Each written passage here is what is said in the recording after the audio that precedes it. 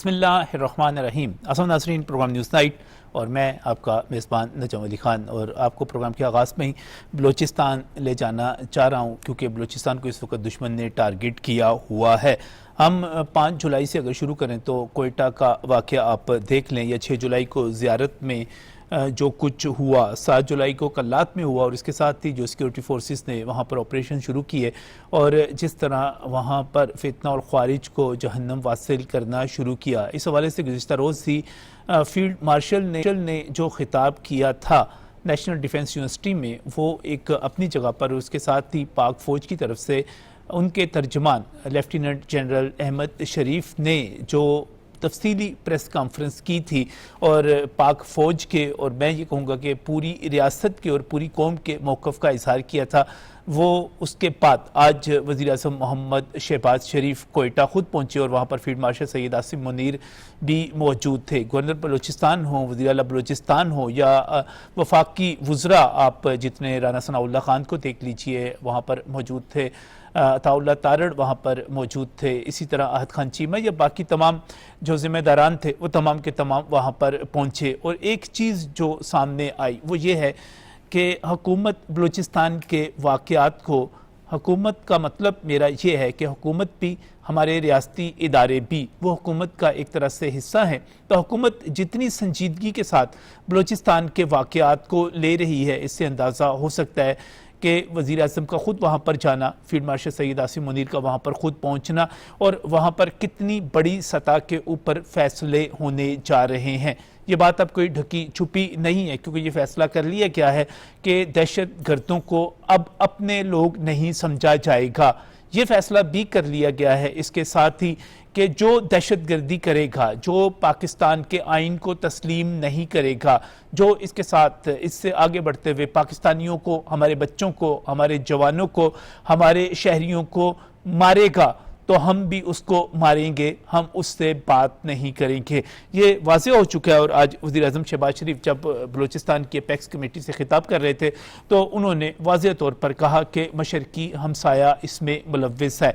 यानी भारत की बात की गई कि वो इसमें दहशतगर्दी वो करवा रहा है। और इसके साथ ये भी वाज़ेह कर दिया गया कि वहाँ पर बलूचिस्तान की बात कर रहा हूँ, या मैं इसको आगे भी लेकर जाऊँ, खैबर पख्तूनख्वा में होने वाली दहशतगर्दी की बात कर लें, आज़ाद कश्मीर में होने वाली दहशतगर्दी की बात कर लें, तो इन तमाम के जो डांडे हैं और इनकी जो कड़ियां हैं, और जब हम इनके सरपरस्तों की तरफ और इनके पीछे छुपे हुए लोगों की तरफ देखते हैं तो हमें पता चलता है कि ये बैरूने मुल्क बैठे हुए लोग हैं। इनमें वो लोग भी मौजूद हैं जो इंडिया में हैं, बराह रास्त सरपरस्ती करते हैं, फंडिंग करते हैं, यहाँ पर दहशतगर्द तंजीमों को पैसे पहुँचाए जाते हैं। क्योंकि जब आप बात करते हैं किसी भी ग्रोह के हवाले से, किसी दहशतगर्द यहाँ पर ग्रुप के हवाले से, तो एक बड़ी फंडिंग के बगैर, बड़े पैसों के बगैर, बड़े असले के बगैर, नकलो हरकत की सहूलियात के बगैर, लोगों को खरीदे बगैर, एक पैसा खर्च किए बगैर ये सब कुछ मुमकिन हमें नज़र नहीं आता। तो वो ऑपरेशन सिंदूर के नाम पर जो अपना ऑपरेशन यहाँ पर जारी रखे हुए हैं, इसमें वो पैसा खर्च करते हैं। फिर इनके इत्तेहादी आ जाते हैं हमारे सामने, वो इत्तेहादी जो कि इस वक्त पाकिस्तान के अंदर भी हैं, पाकिस्तान के बाहर भी हैं। ये पाकिस्तान को इंतशार का शिकार करना चाहते हैं, ये पाकिस्तान की हुकूमत को नाकाम करना चाहते हैं, बल्कि इससे बढ़कर ये पाकिस्तान की रियासत को बतौर रियासत नाकाम करना चाहते हैं। लेकिन ये पहले भी हमेशा नाकाम हुए हैं, ये आइंदा भी नाकाम होंगे। वज़ीर आज़म मोहम्मद शहबाज शरीफ ने वाज़ेह तौर पर कहा, दो टोक अंदाज में कहा कि पाकिस्तान की पूरी कौम अपनी मसल्ला अफवाज के साथ खड़ी हुई है, और उसकी बुनियादी वजह यह है कि हमारी मसल्ला अफवाज, हमारे जवान, हमारे बेटे और हमारे भाई हमारे तहफ़्फ़ुज़ के लिए, हमें अमन देने के लिए, हमारी ज़िंदगियाँ बचाने के लिए अपनी जानें कुर्बान कर रहे हैं। अगर हम इस वक्त भी दहशतगर्दों के ख़ात्मे की बात करते हैं, उन्हें जहन्नम वासिल करने की बात करते हैं, तो इसके साथ ही हमारी सिक्योरिटी फोर्सेस के जवान भी शहीद हो रहे हैं, वो अपनी जानों की कुर्बानियाँ दे रहे हैं। लिहाजा किसी भी शख्स को, किसी भी सियासी जमात को या किसी भी सियासी ग्रोह को ये इजाज़त नहीं दी जा सकती कि वो पाकिस्तान के खिलाफ प्रोपेगेंडा करे, पाकिस्तान की सिक्योरिटी फोर्सेस के खिलाफ प्रोपेगेंडा करे और उन पर किसी किस्म की उंगली उठाए। अब वक्त आ गया है कि इनसे मुज़ाकरात न किए जाए, इन्हें अपने लोग न समझा जाए। वज़ीर आज़म ने आज जो तकरीर की वो पाकिस्तान की पूरी कौम की तर्जमानी करती है। हम इस पर बिल्कुल कमिटेड हैं اور اس پر کوئی اب دو رائے نہیں ہے کہ اب کوئی ڈھیل نہیں ہوگی اور ان کے ساتھ کوئی ڈیل بھی نہیں ہوگی. یہ صورتحال ہے کیا, اس پر بات کریں گے آج اپنے پروگرام کے پہلے حصے میں, اور جو ہمارے ساتھ ہیں میں ان کا آپ کے ساتھ تعارف کروانے جا رہا ہوں. میں بہت ہی مشکور ہوں, یہاں پر اسٹوڈیوز میں میرے ساتھ سینئر صحافی اور تجزیہ کار احمد بڑائی صاحب موجود ہیں, میں ان کا شکریہ ادا کرتا ہوں. اس کے ساتھ ہی بہت ہی شکر گزار ہوں خالد چشتی صاحب کا, آپ دفاعی تجزیہ کار ہیں, آپ بھی ہمارے ساتھ موجود ہیں, گہری نظر رکھتے ہیں تمام معاملات پر. اور اس کے ساتھ ہی میں سابق سفیر جناب ڈاکٹر جمیل احمد خان صاحب کا بھی شکریہ ادا کرتا ہوں, کیونکہ یہ معاملہ اتنا سادہ نہیں ہے. جب ہم بات کرتے ہیں بین الریاستی اور سرحد پار دہشت گردی کے حوالے سے, تو اس میں کچھ ریاستیں براہ راست ملوث ہیں, شاید بیک اینڈ پہ اسرائیل بھی موجود ہے, اور انڈیا تو اپنی جگہ پر موجود ہے ہی, اور اس کے ساتھ ساتھ افغانستان کی سرزمین بھی جس طرح استعمال ہو رہی ہے. یہ تمام چیزیں جو ہیں یہ بین الاقوامی تعلقات میں بڑا ہی اہم موضوع ہیں, بڑا ہی اہم سوال ہے. میں جاؤں گا جمیل صاحب کی طرف, لیکن اس سے پہلے خالد چشتی صاحب کی طرف جانا چاہوں گا کہ یہ جو بلوچستان کی خالد صاحب صورتحال بنی ہوئی ہے, جس طرح ٹارگٹ ہوا, جس طرح ٹارگٹ کیا جا رہا ہے, یہ کیا وجہ نظر آ رہی ہے کہ مسلسل پے در پہ کوئٹہ میں, کلات میں, زیارت میں ایک کے بعد دوسرا, دوسرے کے بعد تیسرا واقعہ, کیوں ہو رہا ہے یہ سب؟ جی نجم صاحب بہت شکریہ آپ نے انوائٹ کیا ہے. دیکھیے روٹ کاز تو بہت پرانی ہے, لیکن ایسکلیشن ابھی شروع ہوئی ہے. روٹ کاز تو کئی دفعہ ہم ڈیبیٹ کر چکے ہیں کہ ایک لالسنس ہے نیبر ملک کے اندر, ادھر گورننس کے ایشو ہیں, ادھر الیکٹورل کوئی ووٹنگ کا سسٹم نہیں ہے, لوگوں کی رائے کو ویلیو نہیں کی جاتی. ابھی جو ایسکلیشن ہوئی ہے میں اس کو ایک اور نظر سے دیکھتا ہوں, وہ یہ کہ الحمدللہ جو ریسنٹ پاسٹ میں چند مہینوں میں جو پاکستان نے اوورآل ایک نیو فاؤنڈ ریلیونس اپنی حاصل کی ہے between the community of nations, وہاں پر یہ بہت سارے لوگوں کو, اور خاص طور پر ہمارے جو دشمن ہیں کچھ ہمارے بارڈر پر اور کچھ دور جن کا آپ بھی ذکر کر رہے ہیں, ان کو یہ راز نہیں آ رہی بات.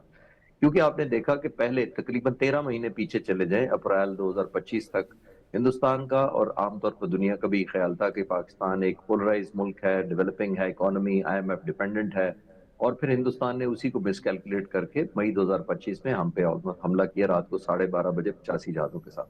تاکہ پاکستان کو ایسا سبق سکھایا جائے کہ جج, جیوری اور ایگزیکیوشن وہ ہندوستان خود ہی بن جائے, وہی ڈیسائیڈ کرے کہ خدا نخواستہ کون یہاں پہ ایلیجڈلی دہشت گرد ہے اور کون دہشت گرد نہیں ہے. ہم نے ایک منہ توڑ جواب دیا. اس کے بعد اس وقت ہم نے اس فورس یہاں پہ اپنی ریجنل ثابت کیا تھا کیپیبلٹی کو اور ایک ریلیونس کو, یعنی ہم نے ثابت کیا کہ اس خطے میں اگر امن ہونا ہے ہم ایک کی پلیئر اور عام فیکٹر ہیں.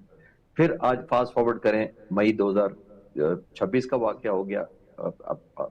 اس وقت جو ہم نے دیکھا جو بمباری ہوئی فروری آنورڈ جو شروع ہوئی, مئی جون میں ہم نے جو مذاکرات کی ایک سال کے اندر کنٹریبیوٹ کیا سگنیفیکنٹلی مئی میں اور جون میں, تو ہم ایک نیو فاؤنڈ ریلیونسی ایسکلیشن ہوئی ہمارے امیج کی. ایک چیز نجم بھائی آپ ایگری کریں گے, اور آنریبل ایمبیسڈر صاحب بھی موجود ہیں, وہ میرا خیال زیادہ مجھ سے اتفاق کریں گے, کہ دیکھیے دنیا میں آپ ملٹری سے پاور حاصل کر سکتے ہیں, آپ اکانومی ڈیولپ کر کے انفراسٹرکچر ڈیولپ کر سکتے ہیں, آپ بلڈنگیں بنا سکتے ہیں, یونیورسٹیاں بنا سکتے ہیں, روڈ نیٹ ورک بنا سکتے ہیں. ایک چیز جو کیش پر نہیں ملتی دنیا میں وہ ہے آپ کا امیج, آپ کا پرسیپشن, آپ کی اوپینین لوگوں کی کیا ہے. یہ پیسوں سے نہیں ملتی, وہ الحمدللہ ہم نے حاصل کی. اب اس کے بعد جو ہمارے مخالفین ہیں ان کو یہ بات بالکل ہضم نہیں ہو رہی کہ پاکستان کی نیو فاؤنڈ لیوریج ہو گئی, ایک انفلوئنس ہو گیا, ہماری بات کی کریڈیبلٹی ہو گئی, ہم پیس میں ٹرسٹڈ پارٹنر ہو گئے. 1 سال پہلے تو دشمن کہتا تھا ہم پیس میں نہیں ہیں, ہم فتنے میں, ہم شرنگیزی میں, ہم دہشت گردی کے پارٹنر ہیں, یہ ہم پر یہ الزام لگایا جاتا تھا. تو 1 سال کے اندر اس قوم نے, اس ملک نے, لیڈرشپ نے ٹرانسفارم کیا اپنے پاکستان کے امیج کو, جس میں اللہ کی بلیسنگ رہی, اپرچونٹی ہوئی, ہم ویکیوم کریٹ کیا ہمارے مخالفین نے, ہم نے ظاہر ہے وہ جگہ آکوپائی کی. اب ایک نیو فاؤنڈ لیوریج جو ملا ہے وہ بہت سارے ہمارے دشمنوں کو, جس کو کہتے ہیں راس نہیں آتا, اور یہ وہ ڈی سٹیبلائز کر کے اتنا آرگنائز طریقے سے اور اتنے وائڈ سپریڈ ایریا میں وہ یہ ثابت کرنا چاہتے ہیں کہ پاکستان ابھی بھی ایک انسٹیبل ملک ہے, ریلیونٹ نہیں ہے, ٹرسٹ نہیں کیا جا سکتا, ناٹ فرینڈلی فار انویسٹمنٹ اور لا اینڈ آرڈر سچویشن. تو یہ دانے بانے میں تو یہاں تک ملاتا ہوں کہ یہ کنٹینیویشن آف دیٹ ایفرٹ ہے جو پچھلے سال بھی شروع کی گئی, اس کے بعد زیادہ کیمپین آپ دیکھ رہے ہیں جو ایکسلریٹ اچانک ہوئی ہے تو ابھی ہوئی ہے. تو میرا ماننا یہ ہے کہ یہ انٹر کنیکٹڈ ہے آپس میں, ڈاٹس کچھ کراس بارڈر, کچھ ٹرانس ریجنل. बिल्कुल से ये सारे के सारे फैक्टर्स तो अपनी जगह पर मौजूद हैं, लेकिन इसके साथ ही जो इसका दूसरा हिस्सा है वो ये है,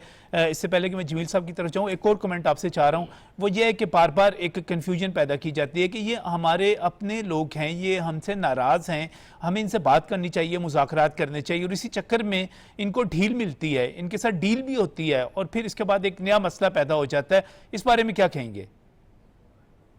सर देखिए, बुनियादी तौर पर एक वैक्यूम दुश्मन ढूंढता है आपके अंदर। आपकी जो पॉपुलेशन अवाम होते हैं उसके अंदर एक डिफरेंस ओपिनियन ढूंढता है। डिफरेंस ओपिनियन तक तो ठीक है, लेकिन अगर आप सेंस ऑफ डिप्रीविएशन हो, हेल्पलेसनेस हो, होपलेसनेस हो, इक्वल अपॉर्चुनिटीज ना मिले, जस्टिस ना मिले, उस तरह का जिस तरह दुनिया में होता है, तो दुश्मन के लिए और आसान हो जाता है। बलूचिस्तान का मैं अर्ज करता चलता हूँ, शायद लंबा ना हो जाए जवाब। देखिए, बुनियादी तौर पर आप पर स्क्वायर किलोमीटर पॉपुलेशन देख लें पाकिस्तान के चारों सूबों की, तकरीबन 640 लोग एक स्क्वायर किलोमीटर पे पंजाब में रहते हैं, 530 के करीब तकरीबन सिंध में रहते हैं, 410 के करीब केपीके में रहते हैं, और सिर्फ 70 लोग पर स्क्वायर किलोमीटर बलूचिस्तान में रहते हैं, जो कि पाकिस्तान का 41% है। तो 41% एरिया में 70 लोग पर स्क्वायर किलोमीटर पे होते हैं। तो यहां पर उस तरह का इंफ्रास्ट्रक्चर डेवलपमेंट का, इंडस्ट्रियलाइजेशन करना, पानी का, सीवरेज का, बिजली का, स्कूलिंग का, मेडिकल का, ये तमाम इंतजामात एक फाइनेंशियली या इकोनॉमिकली वायबल नहीं होते।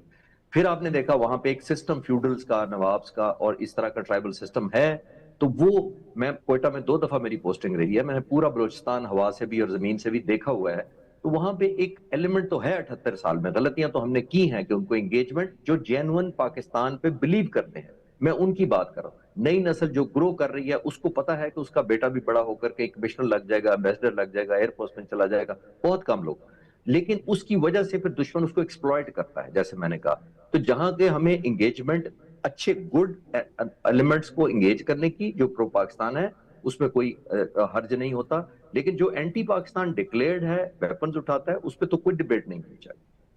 बिल्कुल से ये बात, जो असला उठा लेगा और जो कत्लो गारत में आ जाएगा, फिर उसके साथ कैसी बहस होनी, और इसके पीछे ज़ाहिर है इसके लिए एक फंडिंग की ज़रूरत होती है, और बग़ैर भारी फंड्स के आप मुमकिन नहीं बना सकते कि इस किस्म की कार्रवाइयों को कर सकें। इसमें जमील अहमद खान साहब, हम बार बार बात करते हैं दुश्मन के मुलव्वस होने की, भारत के मुलव्वस होने की, अफ़गानिस्तान की सरजमीन इसमें मुलव्वस होने की, और बार बार दुनिया के सामने भी रखते हैं। क्या वजह है कि इनका हाथ उस तरह रोका नहीं जा सका? क्या करना चाहिए, क्या सफारती ज़राए हम इस्तेमाल करें कि इनको रोक सकें? देखिए, डिप्लोमेसी नाम है कंसिस्टेंसी और कंटिन्यूटी का। जो काम हम कर रहे हैं, यकीनन कंसिस्टेंसी और कंटिन्यूटी के साथ मजीद इसको इंटेंसिफाई करना पड़ेगा। हमें एक कुदरती तौर पर, और जाहिर है हमारी काविशें, कोशिशें और हमारी अस्करी क़यादत और हमारी मदनी क़यादत यानी सिविल क़यादत, उन दोनों की एफर्ट से, और ख़ास तौर पर जो मिलिट्री डिप्लोमेसी और ट्रेडिशनल डिप्लोमेसी के संगम से जो आज हमें उरूज मिला है, जो आज हमें मुकाम मिला है दुनिया अक़वाम में, उस मुकाम के बाद हमारी बात पर गौर की जाती है। हमारे मुल्क का नाम स्पॉटलाइट में है, हमारे मुल्क को मुख्तलिफ दुनिया के मीडिया के स्क्रीन्स दिखलाते हैं, प्रिंट मीडिया में नाम आता है, और हमारे मुल्क का कि ये एक मिडिल पावर कंट्री है, जबकि उसके होते हुए एक स्टेबलाइजिंग फैक्टर पूरे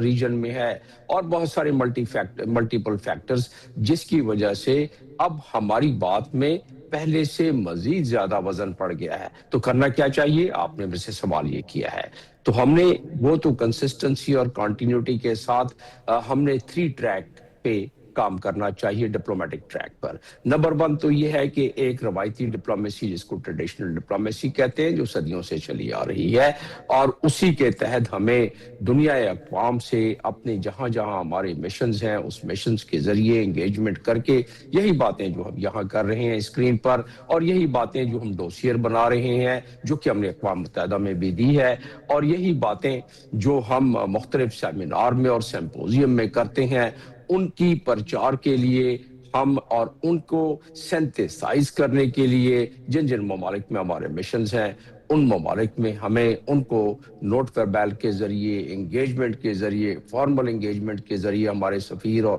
وہاں دوسرے سفارتکار ہیں، ڈپلومیٹک ڈنرز کے ذریعے یہ باتیں باور کرانی۔ اس کا فائدہ یہ ہوتا ہے کہ جب دنیا اقوام مختلف پلیٹ فارم پر اکٹھی ہوتی ہے، including United nations, including security council, تو فیصلے سازی میں ہمارے حق میں آسانی ہوتی ہے، پہلی چیز۔ دوسری چیز ہے پبلک ڈپلومیسی۔ پبلک ڈپلومیسی میں یہ ہے کہ سیمینار، سمپوزیم، جہاں جہاں ہماری پریزنس ہے، جہاں جہاں ہماری آؤٹ ریچ ہے، اس میں ہمیں یونیورسٹیز میں جا کے ہمیں تھیسس اس کے لیے ٹاپک دینا چاہیے۔ ٹیررزم ایک ایسا سبجیکٹ ہے کہ پوری دنیا کے لیے ایک اہمیت کا سبجیکٹ ہے، اس پر ہم جو کارروائی ادھر کر رہے ہیں اور جو ہم نے مثال بھی قائم کی ہے۔ انفیکٹ کاؤنٹر ٹیررزم میں پاکستان کا کافی نام ہے کائنیٹک ایکشن میں، لیکن ٹیررزم کو ختم کرنے کے لیے جو ہم نے نیشنل ایکشن پلان بنایا تھا، جو ابتدائی طور پر تقریباً 20 پوائنٹس پر تھا، اور اب وہ کیونکہ باقی کام مکمل کر لی ہیں تو 14 پوائنٹس کا یہ نیشنل ایکشن پلان جو رہ گیا ہے، اس کو جو اس میں لکھا ہوا ہے اس کے مطابق، اس روڈ میپ کے مطابق مسلسل اور متواتر طور پر ہمیں کام کرنا چاہیے، اور اس کی فنڈنگ، ہر نقطے کے لیے ایک فنڈنگ چاہیے، ہر اس پلاننگ میں جو نقطہ دیا ہوا ہے اس کو بھی۔ تو یہ اس کا امپلیمنٹیشن پارٹ تو اپنا انٹرنل ہو گیا، لیکن جو باقی دو ٹریک کی میں نے بات کی، اس میں ایک پبلک ڈپلومیسی آ گئی، جس میں میں نے ابھی ذکر کیا کہ کیا کیا کرنا چاہیے، اور ظاہر ہے جو ہم اس وقت اسکرین پر یہ باتیں کر رہے ہیں یہ بھی پبلک ڈپلومیسی میں آتی ہے، اور آپ کے جو انگلش چینل ہیں اس کے ذریعے بھی اس کو کافی دنیا سنتی ہے، اور مجھے فیڈ بیک بھی ملتا ہے پاکستان ٹیلی ویژن کے ذریعے۔ اچھا، اب آ جاتے ہیں آخری بات، جو کہ بہت ہی اہم بات ہے، کہ آپ نے پوچھا کہ اس کے ہاتھ کیوں نہیں روکے جاتے ہیں، خاص طور پہ جو لوگ اس میں انوالو ہیں، اور اس میں انڈیا سر فہرست ہے، اور اس کے پشت پر جس طرح آپ نے بیانیے میں بھی اپنے خود بیان کیا، اس کے پیچھے اسرائیل۔ ظاہر ہے اسرائیل فادر لینڈ ہے اس کا، انڈیا کا، تو فادر لینڈ سے وہ مدد جاری رہتی ہے، وہ کشمیر کے اگینسٹ آپریشن ہو، مارکہ حق میں معاونت کی ضرورت ہو، کسی اور معاملے میں معاونت کی ضرورت ہو، تو فادر لینڈ کے پاس ہاتھ پھیلایا جاتا ہے، اور وہ بڑی خوشی سے چاہتا ہے کہ پاکستان کے خلاف یہ تو چیز ہو گئی تین۔ تو اس میں ہمیں ایلیگل ڈپلومیسی کے تحت اقوام متحدہ کے ریزولوشنز میں لے کے جانا چاہیے، کیونکہ اب جو ہمارا قد کاٹ ہو گیا ہے تو ہمارا ریزولوشن جب جائے گا تو خاص طور پر P5 کنٹریز ہیں، وہ 10 دفعہ سوچیں گے اس کو ویٹو کرنے میں، اور یہی ہمارا سب سے پہلا، ہمارا تو میرا خیال ہے کہ فارن آفس اس پہ پہلے سے غور کر رہی ہے کہ آرٹیکل 34 اقوام متحدہ کے چارٹر کے مطابق سیکیورٹی کونسل میں چیپٹر 6 کے مطابق ہمیں سیکیورٹی کونسل میں ریزولوشن موو کر دینا چاہیے، اور کیونکہ سیکیورٹی کونسل کے اس پہ بہت سارے پہلے سے ریزولوشن ہے، ٹیررزم پہ، کاؤنٹر ٹیررزم پہ، سٹارٹنگ فرام اس پہ 1267 جو ریزولوشن پہلا پاس ہوا تھا، اس کے بعد بتدریج بہت سارے ریزولوشنز پاس ہوئے ہیں، اس کے مطابق ہمیں دوام ملتا ہے، ہمیں آسانی ہوتی ہے کہ ہم 34 کے، اگر 34 میں بھی انڈیا نہیں مانتا ہے، خاص طور پہ کیا وجہ ہے کہ راہ کے جو سب سے بلکی بجٹ ہے وہ ہے ہی اسی کام کے لیے کہ پاکستان کو ڈی اسٹیبلائز کیا جائے۔ یہ میں نہیں کہہ رہا، یہ انٹیلیجنس رپورٹ امریکہ کی آج سے 2 سال پہلے چھپی ہے، اس میں اس کا ذکر آ چکا ہے، لہٰذا دنیا کی دوسری انٹیلیجنس ایجنسیز بھی اس کو سمجھتی ہیں، اور جب یہ ہم جو ایویڈنس ہمارے پاس ہے اور جو ہم گفتگو کرتے رہتے ہیں، اس ایویڈنس کو لے جا کے ہم ٹیبل کرتے ہیں جب لیگل ڈپلومیسی کے تحت، تو بہت زیادہ زور پڑتا ہے، اور باقی جو دو ٹریک ڈپلومیسی میں نے ذکر کیا ہے اس کے تحت پھر اس میں چیزوں کا حل نکلتا ہے ایک ملٹی لیٹرل پریشر کے ذریعے کہ دنیا اقوام، اور پھر اس کا ایک جیو پولیٹیکل تناظر، آخری 10 سیکنڈ میں 15 سیکنڈ میں اس کا تذکرہ کرتا چلوں کہ جیو پولیٹیکل تناظر اس کا یہ ہے کہ دنیا جب ایک طاقت سے دوسری سمت میں طاقت کھسکنا اس کی مٹھی سے شروع ہوتی ہے، تو وہ طاقت اس معاملے میں اپنے کوشش کرتی ہے کہ کوورٹ طریقے سے کسی طریقے سے اس کو اپنے برقرار رکھے، اور وہ کیا ہے؟ وہ یہ ہے کہ جو کمپٹیشن ہے یونائٹڈ اسٹیٹس اور چائنا کا، یہ کسی سے ڈھکی چھپی بات تو نہیں ہے، تو اس کمپٹیشن میں BRI ان کی آنکھوں میں کھٹکتا ہے، ویسٹ اور خاص طور پہ یونائٹڈ اسٹیٹس کے، اور BRI کا جو جویل ہے، جو سب سے اچھا سیگمنٹ ہے، فلیگ شپ، وہ ہے سی پیک، اور سی پیک کا زیادہ اثر ہے اس کا سٹارٹ ہوتا ہے گوادر سے. تو لہٰذا بلوچستان کو ڈی اسٹیبلائز کرنا، دشمن اپنے عزائم تو اچیو کرتا ہے لیکن ایک جیو پولیٹیکل جو اس میں عنصر ہے وہ بھی. تو یہ ملٹی فیسیٹڈ ایشو ہے، ملٹی فیسیٹڈ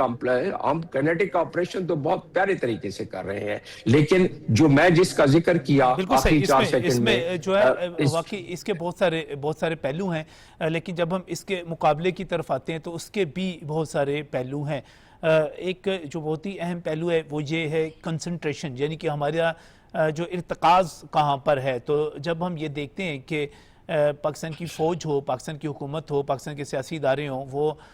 اس کو وقت دے رہے ہیں، اس کی اہمیت کو سمجھ رہے ہیں. اب ایسا نہیں ہو سکتا کہ کسی جگہ پہ دہشت گردی ہو اور وزیر اعظم وہاں پر نہ پہنچیں، وہاں کا نوٹس نہ لے رہے ہوں، یا فیلڈ مارشل نہ رہے ہوں، یا D G I S P R نہ لے رہے ہوں. اور اس کے ساتھ ہی جو سول ملٹری ریلیشن شپ ہے وہ بھی بڑا ایک اہم کردار ادا کرتی ہے. احمد رائی صاحب، آپ کس طرح دیکھتے ہیں ان تمام عمائدین کا پہنچنا وہاں پر، ایک میز پر بیٹھنا، بات کرنا، میسج دینا؟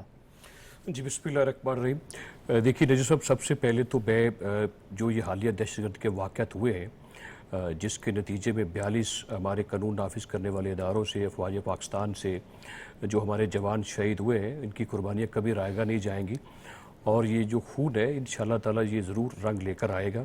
اور اس کی جتنی شدید الفاظ میں اس کی مذمت کی جائے یہ بالکل کم ہے. آپ کو یاد ہوگا کہ 31 جنوری 2026 کو رواں سال بھی اسی طرح کے سیم واقعات ہوئے تھے 4-5 شہروں میں. وہ کوئٹہ میں بھی تھے، مستونگ میں بھی تھے، گوادر میں بھی ایسے واقعات دیکھنے کو ملے، یعنی کہ عام لوگوں کو بھی ٹارگٹ کیا گیا. اس میں بھی کوئی 33 کے قریب جو ہے وہ لوگ اس میں شہید ہو گئے. اب یہ دیکھیے کہ بلوچستان جو ہے وہ بہت ہی ایک اہم صوبہ ہے پاکستان کا، اور اس کے سامنے جو ہماری ایک جو لیڈرشپ ہے، چاہے وہ سیاسی لیڈرشپ ہے اور جو عسکری لیڈرشپ ہے، آپ نے دیکھا ہوگا، اس کا بغور جائزہ بھی لیا ہوگا کہ آج تک یعنی کہ 4-5 سالوں میں جب سے کبھی کبھی ایسے کو واقعات ہوتے ہیں تو فوری طور پر جو ہماری قیادتیں ہیں وہ اکٹھی ہوتی ہیں، وہ اس کے اوپر بڑی سنجیدگی کے ساتھ کام کر رہی ہیں. بلکہ یہ دنیا نے یہ رپورٹ کیا کہ جب سے یہ ضرب للحق جو جاری ہے آپریشن، اس میں پاکستان نے اپنے ہدف کو حاصل کیا ہے. یہ ہمارے اندر میں بیٹھے جو لوگ جو چھپے ہوئے تھے، جو منافق ہیں، جو اپنے ریاست میں بیٹھ کے ریاست کے مخالف ہو گئے، جنہوں نے بندوق اٹھا لی اور جو کرائے کے قاتل یا کسی کے ایجنٹ بن کے پراکسیز کی طرح اس ملک میں کام کر رہے ہیں، ان کا کلا کماؤ کرنا بالکل ضروری ہے. پرائم منسٹر نے ایک بڑی جو اہم بات آج یہ کہی کہ فساد پھیلانے والوں کو اور فسادیوں کو چھوڑا نہیں جائے گا، ان کو چن کر ایک ایک کو مارا جائے گا. اب یہ دیکھیں جو تسلسل بڑھ رہا ہے، اس میں جو حالیہ واقعات میں اضافہ ہوا ہے، اس میں یہ سمجھتا ہوں کہ اس میں 2 باتیں بہت اہم ہیں. جو دشمن ملک بھارت ہے، 10 مئی کی جو جنگ وہ ہارا، اس کو جو شکست ہوئی ذلت امیز اور پوری دنیا میں اس کی جو جگ ہنسائی ہوئی،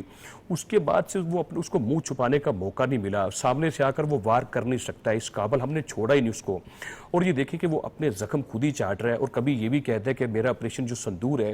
وہ جاری ہے. وہ ایسے ہی جاری ہے کہ وہ یعنی کہ اپنی پراکسیز کے ذریعے تھے، ان کرائے کے لوگوں کے ذریعے تھے وہ کام لینا چاہتا ہے. اس نے اس چیز میں وہ شدت لے کر آیا. اور دوسرے نمبر پر میں یہ سمجھتا ہوں بھارت یہ دیکھتا ہے کہ سفارتی طور پر پاکستان جو ہے وہ پوری دنیا کے سامنے نکھر کر آیا ہے. پاکستان کا جو کردار ہے، جو کنڈکٹ ہے، وہ دنیا نے تسلیم کر لیا ہے، اس کی دنیا معترف نظر آتی ہے. افغانستان کے معاملے میں چاہے وہ برطانیہ کے ہوں، ان کے سفیر ہوں، چاہے یونائٹڈ نیشن میں کچھ رپورٹس جمع ہوتی ہیں، سیکیورٹی کونسلز میں بات ہوتی ہے، چائنا کہتا ہے، رشیا کہتا ہے، یہ کوئی بھی دنیا کے اہم ملک بات کرتے وہ کہتے ہیں کہ افغانستان جو ہے وہ سیکیورٹی تھریٹ بن چکا ہے. اس میں دیکھیے کہ کوئی شک نہیں ہے کہ جو مشرق میں بیٹھا دشمن ہے وہ پیسے دیتا ہے، وہ اسلحہ اور گورا بارود دیتا ہے، اور جو مغرب میں جا کر جو افغانستان ہے وہاں پہ وہ لوگ جا کر پناہ لے لیتے ہیں. یہ مشرق اور مغرب دونوں میں اطراف سے جو وہ حملہ آور ہونے کی کوشش کر رہے ہیں. لیکن ہماری جو افواج پاکستان ہے یا پاکستان کی جو سیاسی قیادت ہے وہ کسی صورت بھی ہمیں اس سے لا علم نظر نہیں آتی ہے. اس میں بالکل یہ بات ہمیں سمجھ آتی ہے کہ ایک ایک انچ کا جو دفاع ہے وہ ہو رہا ہے. اب پہچاننا اس بات کو ہے، جس طرح آپ نے بڑے اچھے انداز میں یہ بات کہی کہ وہ لوگ جن کو ہم ڈیل بھی جن سے کرنے کی کوشش اور ڈیل بھی دیتے رہے، یہی وجہ ہے کہ وہ سامنے یعنی کہ اس طریقے سے آگے وہی لوگ جا کر سمجھ لیں کہ بھارت کس طرح وہ جا کے کشمیر میں جا کر جو حالات کو خراب کیا، تو پیچھے سے وہی لوگ نکلے اور جو تانے بانے ہیں وہ بھارت سے افغانستان سے مل گئے. بلوچستان کے حالات خراب ہوتے ہیں، خیبر کے ہوتے ہیں، تو پھر وہی یہ لوگ نکل کر آ جاتے ہیں. اب ان لوگوں کو ہمیں ان کا کلا کما کرنا ہوگا. وقت آ گیا، یہ ممکن मुमकिन नहीं है कि दहशतगर्दी के खिलाफ जो पाकिस्तान ने इतनी बड़ी जो जंग लड़ी है, दुनिया के किसी और मुल्क ने इतनी बड़ी जंग नहीं लड़ी है। हमने 200 अरब डॉलर के करीब माली नुकसान उठाया, और जिस्मानी तौर पर ये देखिए कि इस कौम के बेटे जो हैं वो तकरीबन को 90,000 के करीब, यानी कि हमने इतनी शहादतें दी हैं, तो ये कुर्बानियाँ किसी सूरत रायगा नहीं जा सकती हैं। अब वक्त आ गया है कि इनको पहचाना भी जाए, इनको समझा भी जाए, चाहे उसमें कोई कालादम BLA है, BLF है, BNA है, या कोई भी TTP है, या कोई भी इस तरह के लोग हैं या कोई ग्रुप्स हैं जो पाकिस्तान के अंदर बैठकर दुश्मन की गोद में बैठे हैं या उसकी जुबान बोल रहे हैं, तो बिल्कुल यानी कि उनके ये आपने वक्त आ गया। बिल्कुल दुरुस्त बात की। और अभी थोड़ी देर पहले जिस तरह जमील अहमद खान साहब जिस तरह बात कर रहे थे, या अभी खालिद साहब ने जिस तरह बात की, ये बड़ी अहम है। एक तो हमने उन लोगों से निपटना है जो यहाँ पर दहशतगर्दी कर रहे हैं, हमने उनका मुकाबला करना है और उनका कला कमा करना है, और उनके जो सरपरस्त हैं उनको भी एक्सपोज करना है, वो सारी अपनी जगह पर। लेकिन इसके साथ साथ हमें यकीनी तौर पर लोगों के अगर तरक्याती मसाइल हैं, उनको बैड गवर्नेंस का सामना है, उनको अपने मुस्तकबिल के हवाले से, अपने नौकरियों के हवाले से, अपने रोज़गार के हवाले से तहफ़्फ़ुज़ात हैं, तो उसका भी अज़ाला करना है। जब हम देखते हैं नेशनल एक्शन प्लान को, जिसका जिक्र अभी जमील अहमद खान साहब कर रहे थे, तो हमें यकीनी तौर पर उस नेशनल एक्शन प्लान के एक एक नुक्ते पर अमल करना है। और ये सिर्फ आप फौजी ऑपरेशन के ज़रिए चीज़ें हासिल नहीं कर सकते, आप ये खाली जो है लोगों को जो है लोगों के साथ इंटरेक्शन के साथ हासिल नहीं कर सकते, क्योंकि बीच में साजिशें भी मौजूद हैं। तो इन सब को लेकर हमने आगे बढ़ना। मैं एक और जो मौजू है उसकी तरफ जाना चाह रहा हूँ। इस वक्त जब आप मुख्तलिफ टेलीविज़न स्क्रीन्स देख रहे थे अभी थोड़ी देर पहले, तो ये चीज़ वाज़ेह है कि आज ईरान के सुप्रीम लीडर शहीद आयतुल्लाह ख़ामनेई जो हैं उनको सुपुर्द खाक किया जा रहा है मशहद में। एक बड़ा उनका जो जुलूस था आखिरी रस्मात के हवाले से वो भी निकाला गया। और अभी मैं ये भी देख रहा था कि ईरान के सरकारी ज़राए के मुताबिक कोई 70 लाख सोगवारान जो थे उन्होंने इसमें शिरकत की। ये एक बहुत बड़ा जुलूस था। और जब हम अमेरिका और ईरान की जंग में देखते हैं तो हम ये भी देखते हैं कि अमेरिका को एक बड़ी नाकामी ये हुई, अगरचे तबाही उसने बहुत उसकी वजह से, जंग की वजह से हुई। हमने ये भी देखा कि ईरान की आला तरीन क़यादत जो है वो शहीद कर दी गई। ईरान के इंफ्रास्ट्रक्चर के नुकसानात को देखें वो भी बहुत ज़्यादा हैं, लेकिन एक जो चीज़ ईरान के हवाले से पॉजिटिव रही, मुस्बत रही, वो वहाँ के अवाम का इत्तेहाद रहा और अपनी हुकूमत के साथ उनका इजहार यकजहती रहा। और वहाँ पर वो लोग जो कि इसराइल के झंडे लेकर मुजाहरे कर रहे थे, जो रजीम चेंज की बात की जा रही थी, हुकूमत तब्दील करने की बात की जा रही थी, वो वहाँ पर कामयाब नहीं हो सकी। तो अपनी हुकूमत के साथ खड़े होना बहुत बड़ा एक काम है। लेकिन ऐसे में जब दोबारा आपस में गलतफहमियाँ पैदा हो जाएं, आपस में दोबारा हमले शुरू हो जाएं, ख़ासतौर पे अमेरिका ईरान की तरफ से जो हमले कमर्शियल जहाज़ों पर हुए वो अपनी जगह पर, उसके बाद अमेरिका की तरफ से जो 80 से 90 हमले किए गए वो अपनी जगह पर, इसी तरह अमेरिकी मफादात, अमेरिकी अड्डों के ऊपर जो बहरीन समेत मुख्तलिफ निजी रियासतों में ईरान की तरफ से हमले किए गए वो अपनी जगह पर। तो ये सूरत हाल अब किस तरफ जा रही है, अगर मैं खालिद साहब से पूछूं जानूं तो आपको कितना इम्कान लग रहा है? एक तरफ कहा जा रहा था प्रेसिडेंट ट्रंप की तरफ से कि जंग बंदी ख़त्म हो गई, लेकिन दूसरी तरफ उन्होंने फिर इम्कानात भी जाहिर किए। आपको ये चीज़ किस तरफ जाती हुई अब नज़र आ रही है? जी नजम साहब, देखिए हमें ये देखना पड़ेगा थोड़ा सा बैकग्राउंड में कि जब ये जंग शुरू हुई थी तो अमेरिका के और इजराइल के जो ऑलमोस्ट मुश्तरका मफादात थे। अमरीकी सदर ये चाहते थे कि ये शॉर्ट क्रिस्प जंग हो जिसके अंदर वीकेंड ईरान हो और एक फेवरेबल विन। इजराइल ये चाहता था कि ऑलमोस्ट एक डिग्री ऑफ जो ऑब्लिटरेशन है, यानी उसका एनाइलेट की तबाही हो ईरान की बहुत ज्यादा हो, न्यूक्लियर और जो प्रोग्राम है बैलिस्टिक उसको एलिमिनेट किया जाए। अब खुलकर जब इख्तलाफात सामने आ गए, डाइवर्जेंट हो गई मिलिट्री ऑब्जेक्टिव्स की, तो फिर प्रेसिडेंट ट्रंप को ये रियलाइज हुआ कि पूरी दुनिया में जो इकोनॉमी का क्राइसिस है वो मेरी वजह से है। जाहिर है दुनिया ने कहा ऐसा। 8 बिलियन लोग जो हैं सफर कर रहे हैं किसी न किसी तरह, डायरेक्टली इनडायरेक्टली, वो प्रेसिडेंट ट्रंप पर ब्लेम आने लगा। तमाम एनालिस्ट ने यही कहा कि अमेरिका कसूरवार है और ईरान को एक सिंपैथी फैक्टर मिल गया। On top of that Iran ने 3 डायमेंशन में एक न्यू फाउंड लीवरेज हासिल किया। आयतुल्लाह ख़ामनेई ने, शहीद ने, ये कहा था कि हम रीजनलाइज कर देंगे जंग को, वो हो गई। इजराइल को एक प्रोहिबिटिव कॉस्ट इम्पोज करनी पड़ी, पिछली जंग की निस्बत बहुत ज्यादा एक्यूरेसी थी, वो हुई। एक स्टेट ऑफ हॉर्मुज़ जो 47 साल से सिर्फ थ्रेट के तौर पे सुना जाता था वो भी हो गया। वो एक सरप्राइज नहीं था, अमेरिका ने मिसकैलकुलेट किया। देखिए मैं एक जो उसको डायरीज ऑफ जिमी कार्टर और प्रेसिडेंट रोनाल्ड रेगन की पढ़ रहा था, اس کے اندر یہ کلیئر کٹ لکھا ہوا ہے کہ پریزیڈنٹ ریگن نے جب اقتدار سنبھالا اور جب پریزیڈنٹ جمی کارٹر نے سنبھالا تو اس وقت تو کوئی اسٹیٹ آف ہارمز کا ذکر نہیں تھا، لیکن کیونکہ انقلاب آ چکا تھا آیت اللہ خامنہئی کا 1979 میں، تو جمی کارٹر نے بھی اور پریزیڈنٹ رونلڈ ریگن نے بھی آن پرائرٹی ایک سیکورٹی کاؤنسل جو ان کی اپنی نیشنل سیکورٹی ہے اس کا اجلاس بلایا اور یہ پوچھا کہ اگر یہ اسٹیٹ آف ہارمز ایران بند کر دے تو کیا کانسیکوینسز ہوں گے۔ میں ہسٹری سے صرف اس کی تھوڑا سا فلیش بیک کرنے جا رہا ہوں کہ اس دفعہ مس ریڈ کیا گیا۔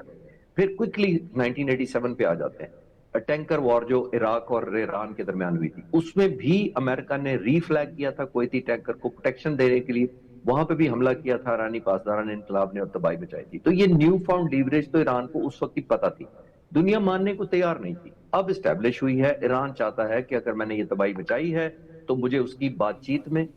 ایگریمنٹ میں کمپنسیشن ملنی چاہیے ایڈوانٹیج پوزیشن پہ۔ میرا ماننا یہ ہے کہ وہ پرماننٹ نہیں چاہتا کہ اس کو ٹول لگایا جائے، مجھے لگتا ہے وہ لیوریج کے طور پہ استعمال کرنا چاہتا ہے۔ پریزیڈنٹ ٹرمپ کے پاس چوائسز بڑی محدود ہو گئی ہیں کیونکہ نتن یاہو بہت زیادہ ایکسٹریم چاہتا ہے، پریزیڈنٹ ٹرمپ نسبتاً بیلنس کرنا چاہتے ہیں۔ امپورٹنٹ بات یہ ہے کہ نتن یاہو آئسولیٹڈ ہے۔ میں یہ کہتا آیا ہوں اور آج بھی میں دوبارہ ریپیٹ کر دیتا ہوں آپ کے چینل پر، کیونکہ میں پہلی دفعہ عرض کر رہا ہوں آپ کے چینل پر، دیکھیے بنیادی طور پر نتن یاہو کے لیے یہ جو امن ہوا ہے یہ انیزی نہیں ہے، یہ پینفل ہے، یہ سوئسائڈل ہے اور ایگزسٹیشنل تھریٹ ہے، جس کا مطلب یہ ہے کہ اگر یہ امن ہو جائے تو پولیٹیکل کیریئر اور سارے کا سارا جو اس کی پلاننگ ہے وہ فیل ہو جاتی ہے۔ اس لیے وہ چاہتا ہے کہ کسی طریقے سے پریزیڈنٹ ٹرمپ کو انسٹیگیٹ کیے رکھے، کیونکہ اس کو پتا ہے کہ جب میں حزب اللہ کو ڈریگ کروں گا جنگ کے اندر تو ایران ڈریگ ہو جائے گا، اور جب ایران ڈریگ ہو جائے گا تو پھر امریکہ میرے حق میں آ جائے گا۔ تو آئی تھنک آنے والے وقتوں میں پریزیڈنٹ ٹرمپ کو یہ چاہیے کہ کلیئر کٹ پروہیبٹیو کال، پری ایمپٹیو کال نتن یاہو کو دیں کہ اگر تم نے اس کو لیکن اس میں صرف نہیں۔ ایک پوائنٹ جو ہے وہ ضرور رکھیے گا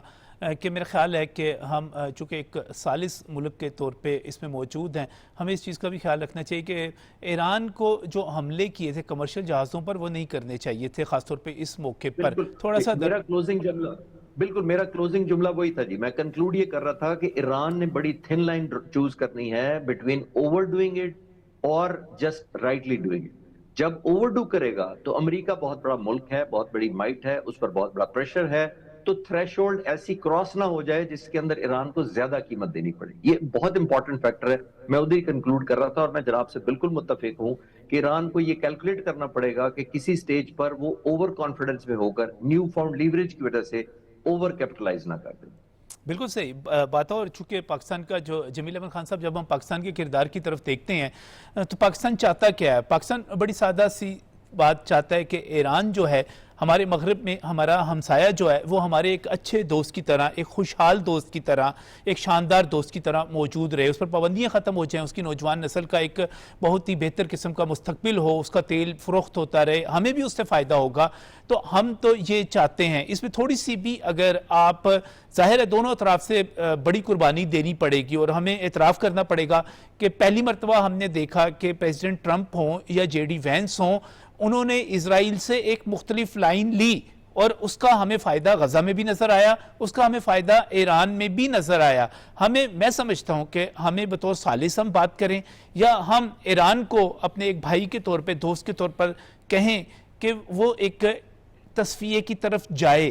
معاہدے کی طرف جائے، تاکہ ہم جو ہے آنے والے دنوں میں مشرق وسطیٰ کے مسئلے کے لیے مزید پیش رفت کر سکیں۔ کیا کہتے ہیں سر آپ؟ جی، یہی وجہ ہے کہ ایران کو ہم بالکل سمجھتے ہیں، ہماری قدریں مشترک ہیں، ہمارے فرقے، ہمارے نظریات بہت سارے معاملات میں مشترک ہیں، ہمارے تہذیب و تمدن کا بہت بڑا حصہ مشترک ہے، ہم بالکل بھائی سمجھتے ہیں، اور اسی وجہ سے ایران باقی کسی کی بات سنے یا نہ سنے، پاکستان کی بات سنتا رہا، اور سب سے بہترین کمیونیکیشن پاکستان کے ساتھ ایران نے رکھی۔ امریکہ کے ساتھ کیونکہ ہمارے تعلقات، ہم نے ایک ڈپلومیٹک طریقے سے ہم نے اپنے تعلقات امریکہ سے بھی رکھے، لہٰذا امریکہ بھی ہم پر اتنا ریلائی کرتا ہے کہ پاکستان، اور وہ بھی خاص طور پر اس نے مزید ریلائی کرنا شروع کیا جب مارکہ حق کے بعد آپ نے دیکھا کہ 2 درجن 24 سے لے کے کوئی 40 مرتبہ ڈونلڈ ٹرمپ نے تقریباً یہ بار بار ذکر کیا ہے پاکستان کا، مارکہ حق کا، اور کہ یہ جنگ انہوں نے رکوائی ہے، اور مارکہ حق میں پاکستان نے جو اپنی قوت بازو کا مظاہرہ کیا اس کے بعد سے امریکہ کو بھی اس چیز کا احساس ہوا کہ پاکستان اس خطے میں ایک مڈل پاور کنٹری ہونے کی حیثیت سے ایک نیٹ اسٹیبلائزر اور اب نیٹ جو پروٹیکشن دینے والا ملک، وہاں تک بات پہنچ رہی ہے تو امریکہ کے فائدے میں، اور ہوا کیا، دونوں کو ون ون گیم کا راستہ کس طرح ملا۔ ہمیں پتہ ہے کہ ہماری 900 کلومیٹر کی بارڈر ہے ایران کے ساتھ، ہمارے بہت سارے مشترکہ انٹرسٹ ہیں دونوں ملکوں کے، لیکن اس خطے سے بھی تو ہمارے انٹرسٹ ہے، ہمارے خلیجی ممالک سے بھی اتنے انٹرسٹ ہیں۔ خوبصورتی کی بات یہ ہے کہ ہمارے خلیجی ممالک بھی ہم سے کنسلٹیشن میں اور ہماری بات سن رہے ہیں۔ ہم کیا سمجھتے ہیں کہ جو خلیجی ممالک کو جتنا انسائٹ کیا گیا اسرائیل کی طرف سے، ایون امریکہ کی طرف سے، وہ سارے کے سارے بس ایک یکجا ہو کے اور ایران پر مل جائیں اسرائیل اور امریکہ کے ساتھ، اور بالکل ایران کو جو مقصد تھا ان کا، جو 13 فروری کو نیتنیاہو بیک ڈور سے جب وائٹ ہاؤس میں گیا اور انہوں نے ایک وار پلان پیش کیا اور بڑی اچھی خوش اسلوبی سے اس کو پیش کرنے کے بعد اسرائیلی لابی نے اس سے پہلے کافی ہموار کر دیا تھا راستہ، اور ڈونلڈ ٹرمپ نے یہ فیصلہ کر لیا کہ بالکل صحیح ہے، اور اسی فیصلے کی وجہ سے جب 19 تاریخ کو بورڈ آف پیس کی میٹنگ ہوئی، نیتنیاہو نے آنا تھا، وہ نہیں آئے اور تیاری میں لگے ہوئے تھے اس کی، اور 28 کو حملہ کر دیا۔ تو یہ تمام چیزوں کا اگر ہم احاطہ کریں تو محسوس یہ ہوتا ہے کہ پاکستان نے جو اس معاملے میں کردار ادا کیا، اس میں پاکستان کی یہ تمام جو ایک سفارتکاری ہے، اور یہ سفارتکاری ہم اپنے ایک روایت کے مطابق اس سفارتکاری کو لے کے چل رہے ہیں۔ ہم نے یہی سلسلہ الجیریا کے ساتھ کیا، ہم نے یہی سلسلہ موراکو کے ساتھ کیا، ہم نے یہی سلسلہ 71 میں چائنا اور امریکہ کے اس کو ملاپ میں کیا، اور یہی طریقہ ہم نے جب کولڈ وار ختم ہو رہی تھی تو جنیوا ایکارڈ کرانے میں کیا، اور یہی طریقہ ہم نے دوحہ ایکارڈ میں بھی کیا۔ تو ہمارا ایک یہ بالکل ہماری ایک ڈی این اے میں شامل ہے اس قسم کی ڈپلومیسی، لیکن اس دفعہ اس میں ایک خوبصورت پہلو اس کا اور ایک خوبصورت زاویہ اس میں شامل ہو گیا، اور وہ شامل یہ ہو گیا کہ یہ کتابوں میں پڑھایا جائے گا کہ ملٹری ڈپلومیسی کو اگر ٹریڈیشنل ڈپلومیسی کے ساتھ اگر اس کا سنگم ہو جائے تو اس سے کیا رزلٹ اور کیا اہداف ممالک حاصل کر سکتے ہیں اگر اس کو صحیح طریقے سے لے کے چلا جائے اور سنسیئرٹی کے ساتھ لے کے چلا جائے۔ اور یہی وجہ ہے کہ ایران آج ہماری بات سن ہم سے کمیونیکیٹ کرتا ہے۔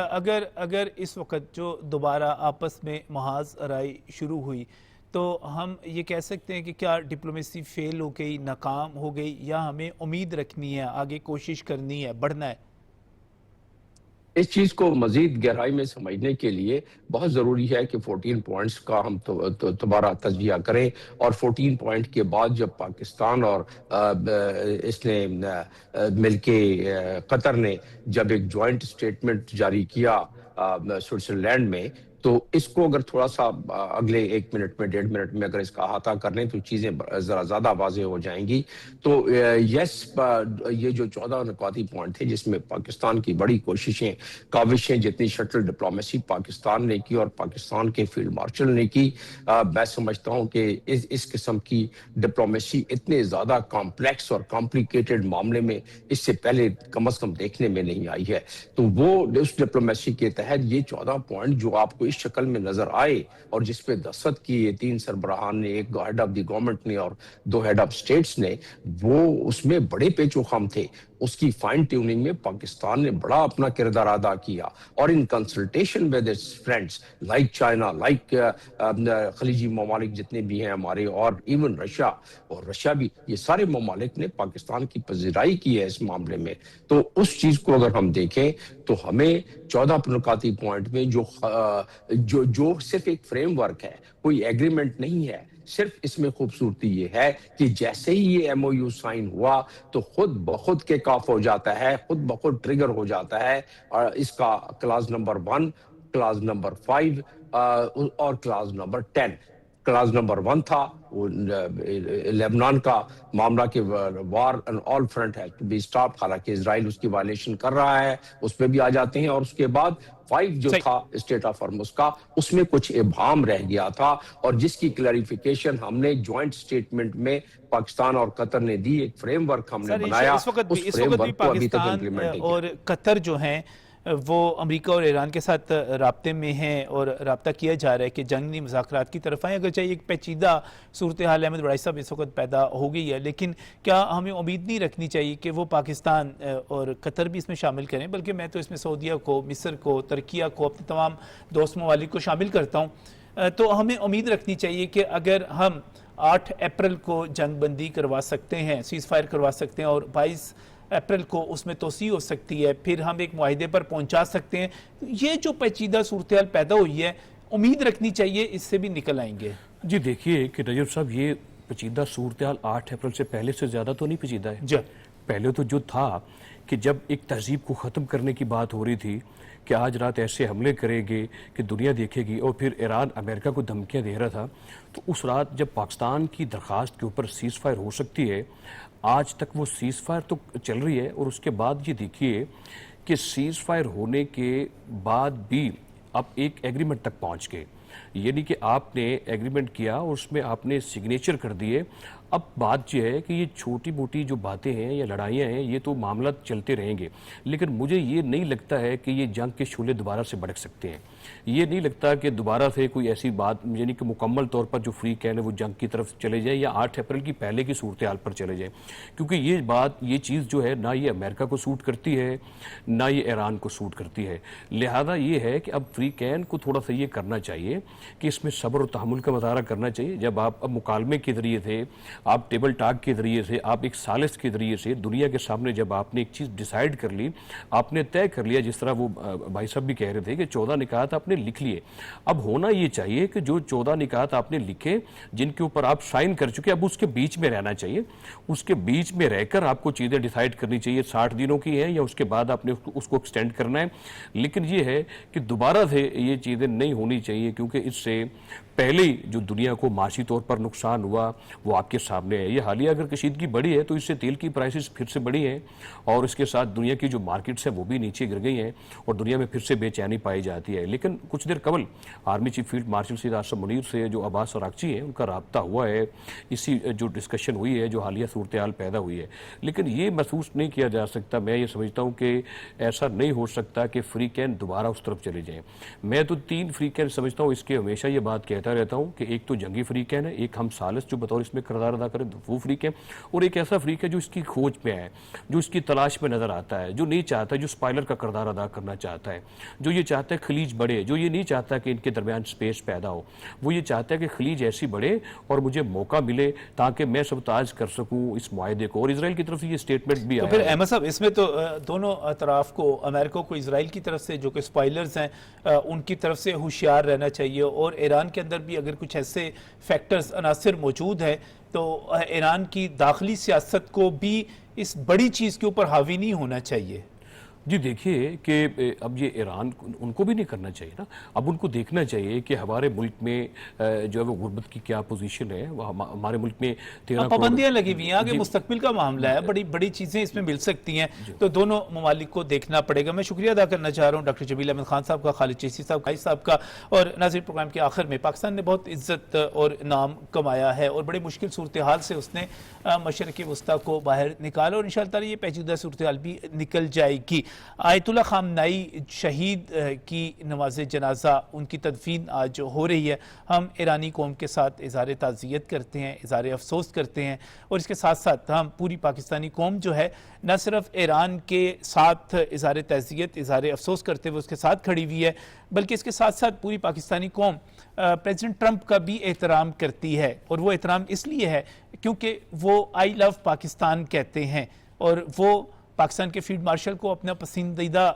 فیلڈ مارشل کہتے ہیں۔ ہم اس لیے ان کا رسپیکٹ، ان سے محبت کی بات کرتے ہیں، وہ ہمارے وزیر اعظم کو ایک عظیم لیڈر کہہ کر ہمیشہ مخاطب کرتے ہیں، اور بات صرف سیاسی وابستگی کی نہیں ہے۔ میں سابق وزیر اعظم کی طرف دیکھوں، ان کے دورہ امریکہ کو دیکھوں تو اس کو بھی ایک غیر معمولی پروٹوکول اس وقت دیا گیا تھا۔ تو جب ایک بندہ آپ کی عزت کرتا ہے، آپ کا احترام کرتا ہے، آپ کی ہاں میں ہاں ملاتا ہے، آپ کی نہ پر نہ کرتا ہے، آپ کے کہنے پہ سیز فائر کرتا ہے، آپ کے کہنے پر معاہدے کے لیے تیار ہوتا ہے، آپ کی ایک فون کال پر اپنی پوری ٹیم پاکستان بھیجنے پر تیار ہوتا ہے، تو کوئی ہمارا احترام کرتا ہے، تو ہمیں بھی بطور قوم اور ہمیں بھی بطور پاکستانی اس کا احترام کرنا چاہیے، کیونکہ تالی دونوں ہاتھوں سے بجتی ہے۔ پاکستان ایک بہت ہی شاندار دور سے گزر ہے سفارتکاری کے حوالے سے، انشاءاللہ تعالی مزید کامیابیاں ملیں گی، شرط یہ ہے کہ ہم متحد رہیں، اکٹھے رہیں۔ اللہ حافظ۔